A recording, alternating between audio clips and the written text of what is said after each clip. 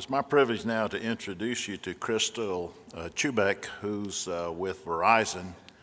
She's the business manager, development manager, and associated with Smart Communities and part of their global services unit. And her job is to create awareness, create partnerships, and promote their Smart Cities portfolio.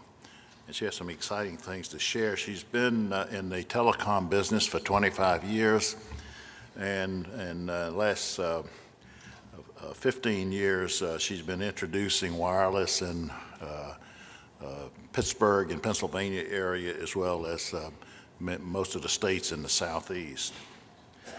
She has been driving these solutions as well in cities like Myrtle Beach, Charlotte, Fort Lauderdale, and so forth. Part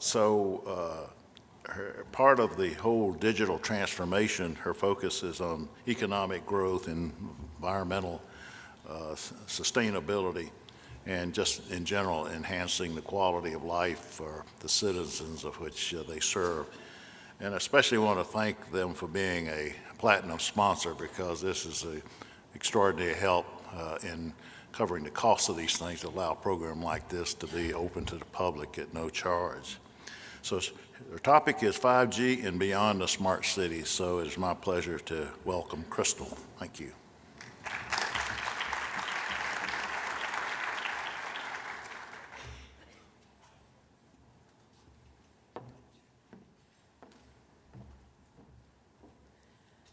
Hi, everybody. It's nice to be here today in the beautiful weather in Raleigh. And I wanted to start by thanking everybody who is a Verizon Wireless subscriber, because without you, without our customers, we don't exist here at Verizon. And then I want to extend that thank you to everyone who is not a Verizon subscriber, because we're all connected is what makes the rest of everything possible. And I think we've really seen some changes and some exciting things in the last 17 years that I've been in the wireless end of things. And I'm very grateful to get the opportunity to share what Verizon is doing and how we're kind of transforming your lives with what we do.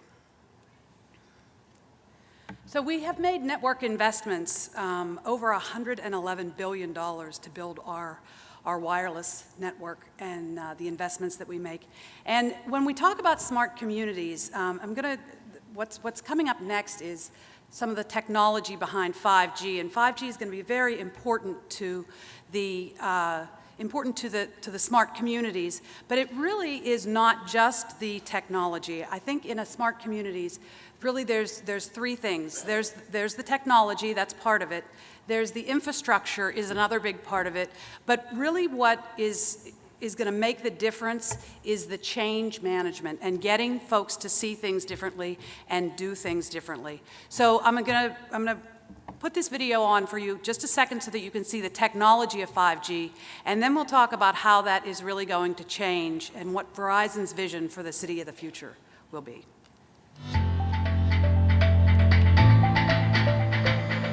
We believe 5G is an exponential improvement to what we have today. This year is the year that we're going to offer a commercial product to our customers.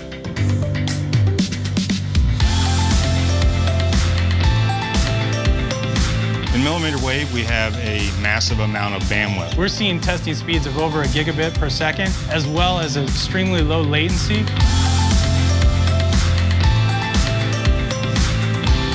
It's really high frequency, so everybody thinks it doesn't go very far, but it's a really big pipe, and so that's what allows you to gain the super fast speeds.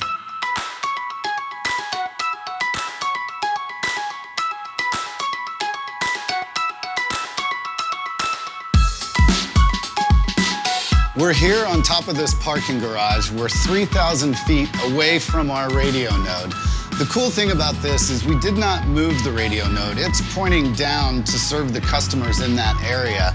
But here, even 3,000 feet away, we're still getting gig speeds. So we've driven about a third of a mile away from the radio node. It's located over there behind the trees. We're still getting very good speeds, even though we have foliage in between.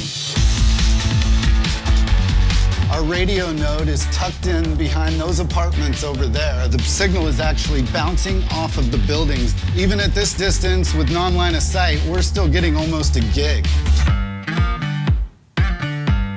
We're here doing our in-building tests. This right here is our CPE equipment. Going through the wall, over here, also through the window, and our radio is way out there at the tower. And we're still getting really good speeds and signal.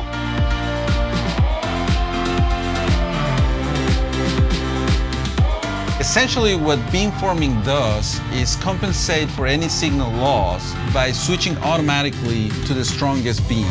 The selection of the beam is done instantaneously, so you get really solid coverage using millimeter wave spectrum.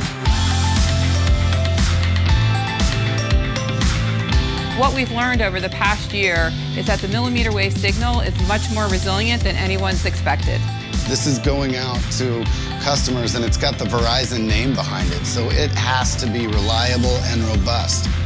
Right now, we're only using half of our spectrum. I'm excited to get this build out completed and unleash the full potential of 5G.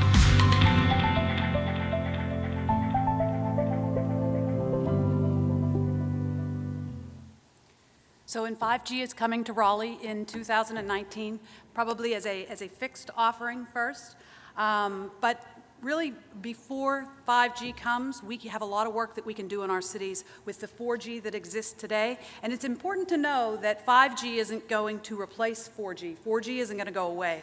And there's a lot of, with the Internet of Things that is already on 4G, that is going to change the way we live in our cities that is on that 4G network and doesn't need the speed of 5G. So when Verizon was building the Smart Community Division, one of the things that we did and our leaders did was go out and talk to everyone from, CIOs of big cities, New York City, Chicago, Sacramento, mayors, town managers, just as many different cities, municipalities, counties, government agencies as we could to really see what mattered most to them. And very, what mayors are saying, even from a big city to a small town, there are really some things that everybody cares about, right? And we've talked about a lot of those earlier today, the sustainability and the efficiency of our cities, how we can become greener and stay cleaner. Public safety is always, if we don't feel safe within our communities, then that erosion really makes a difference into how we view our communities. And then the citizen experience, especially the mayors. We're trying to attract millennials. They expect different things from their cities. That's where we get the walkability and all of those types of things that city officials are really concerned with, making the experience of their city unique. And while all of these things kind of go across the board, there are also, every little town has its own little unique part to it that is really what makes the heart of that city. So we really have those discussions as well to make sure that no matter what technology is delivered, it keeps the heart of the city. So what we wanted to do was to start a portfolio that would address what is coming as much as we could. And you see we have 4 different silos: the lighting, the traffic, the parking, and the public safety, because really this translates to almost all different cities that are out there. And when I talked to you at the beginning saying, a third of a smart city is the technology, and a third is the infrastructure. That's really where we talk about the street lights, and I'll get into that a little bit more in a minute. So let me go into these 4 and tell you what we're doing in terms of that. So you may not think of a street light too much when you walk past it, right? But most of the street lights in the United States today are still high-pressure sodium, which is very inefficient. And changing those lights to LED lights can bring efficiencies of 60 to 70% less energy usage by switching those lights to LED. And if we take that one step further and then connect those street lights to the internet as we do that, Then what we do is we create a rich infrastructure of now all over your city, you have places for sensors because you have power to a light pole and you have internet access, right? So then if you want to put video cameras there, you have the perfect infrastructure to put those.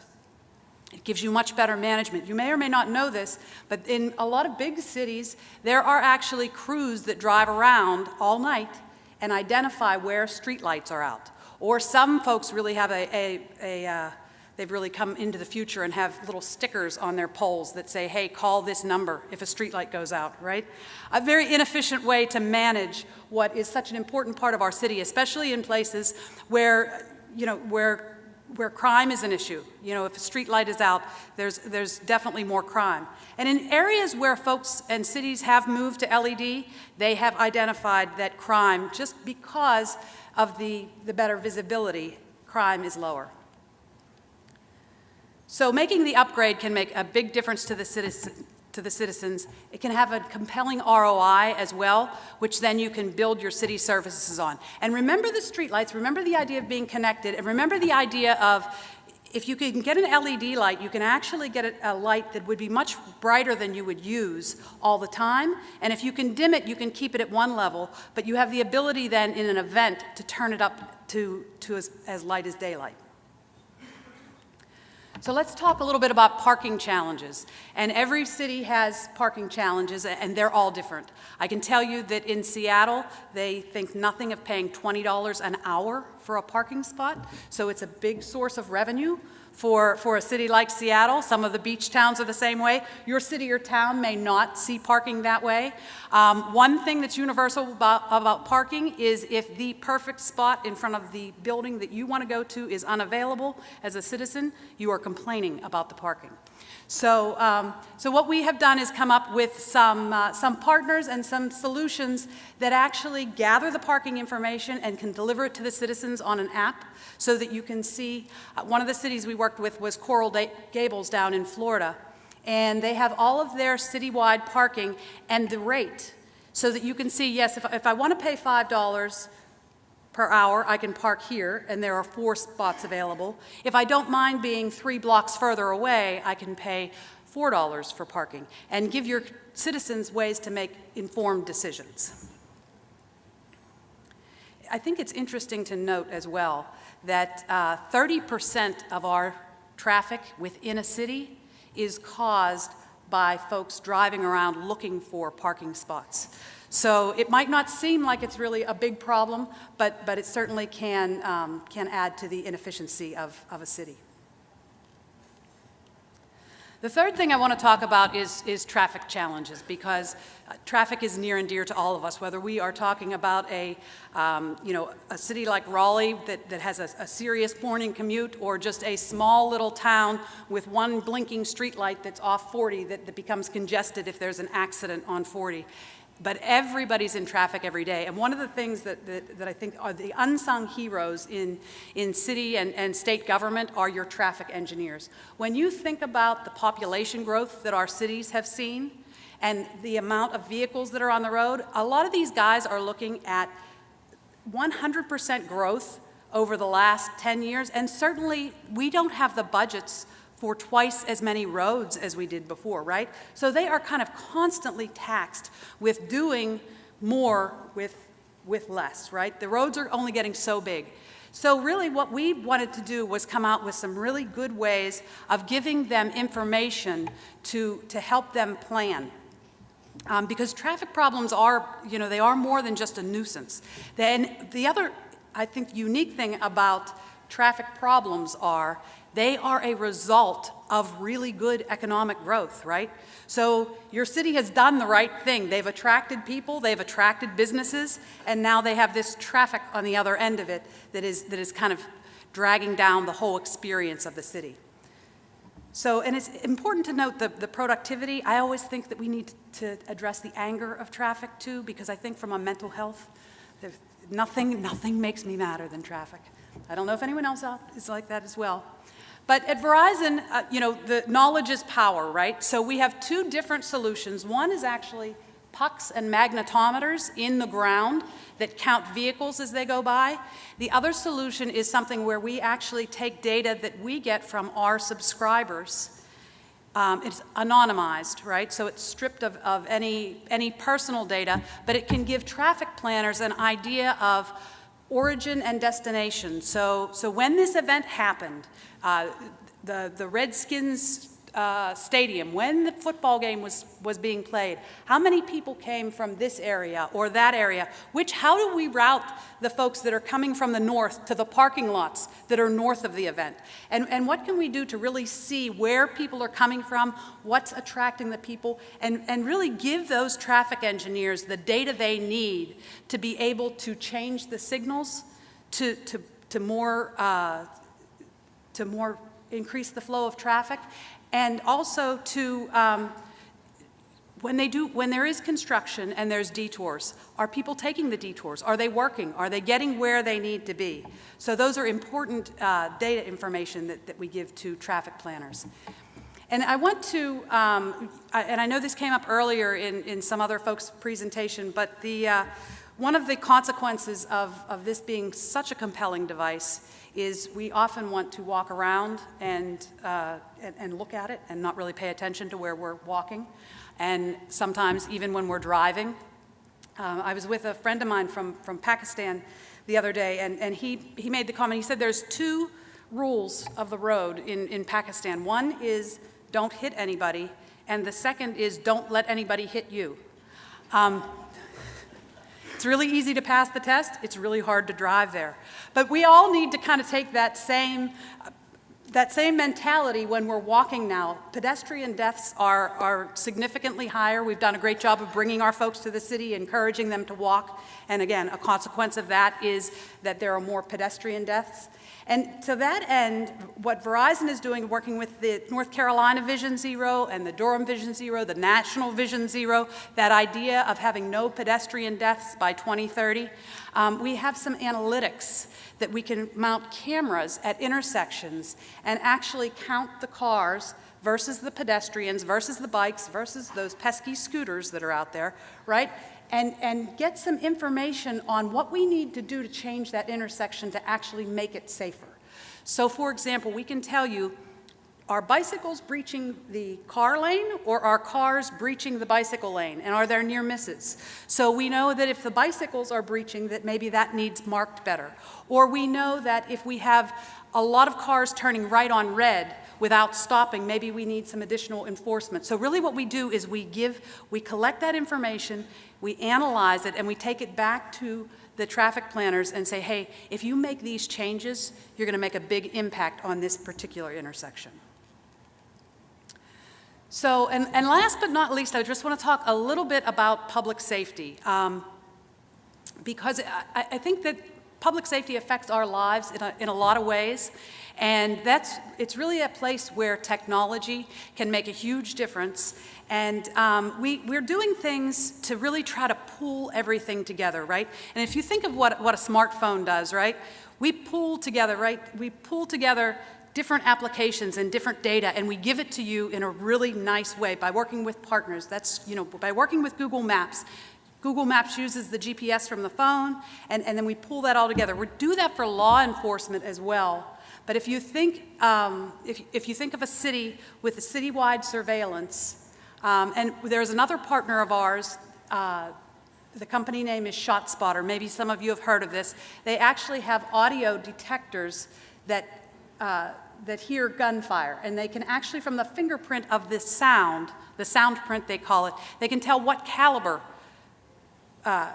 gun has been shot, what caliber bullet has been shot actually. So they use these a lot of times in high crime areas, because a lot of times gunfire is not reported in certain areas, and they notify law enforcement when a shot has been fired.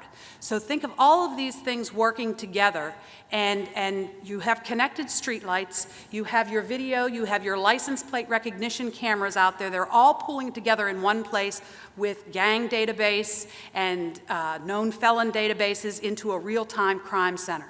And then what you can have from that is, imagine a world where a shot is fired and automatically the lights in that area go up to daylight to improve your witness. And then the one that's closest starts blinking so that your officer that's responding knows right where to go, right? And then you have all of the information on the background coming through and helping that officer identify if there are cars leaving the scene, going away from the scene at faster than 25 miles an hour. We'll feed the license plate to the officer. So all of those things were not there yet, but that is the vision of where we're going. And I think that we really are in a time of disruption, and things are going to change. And one of the reasons why I'm excited to be at Verizon is because I think we are really good at that third that is change management. And we're good at it because we've done it a lot of times. And earlier in my career, I had a position where I was the person that when the company rolled out the BlackBerries to everybody so that they would have their emails, I would go train all of the employees on how to use their BlackBerries. And a lot of times, it was the first time they saw anything like that. And I happen to think that maybe a lot of them really didn't want to get their emails after work, actually. So it was very hard to train a lot of folks, and they just thought they would never get that typing with their thumbs and all of that. Well, and then a couple years later, the iPhone launched. And you would think, because it's a whole lot more complicated, that they would need me to go train on that? No, because people wanted to use the iPhone, so they went to their neighbor or they went to their kids. Some people went to their grandchildren and said, help me learn this, right? So Verizon has helped customers navigate willingly and unwillingly through change for a lot of its existence, and we're here to help your cities navigate that change, and with your help as well. So thank you very much.